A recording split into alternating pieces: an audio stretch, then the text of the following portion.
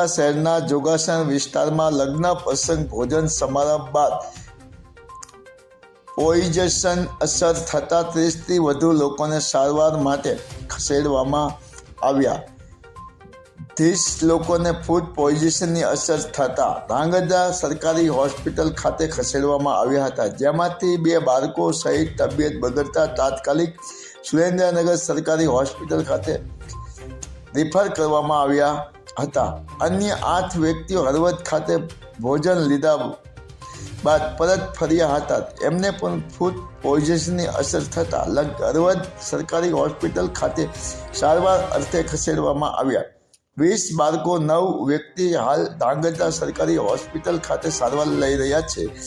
અન્ય 2 બાળકોની તબિયત વધુ બગડતા એમને સુરેન્દ્રનગર સરકારી હોસ્પિટલ ખાતે ખસેડવામાં આવ્યા છે.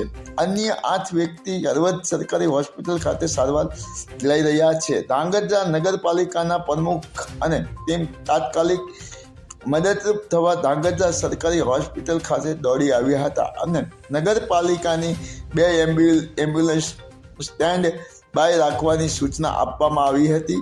માયાજાળ ન્યૂઝ ચેનલ, જયેશ ચૌહાણ, સુરેન્દ્રનગર.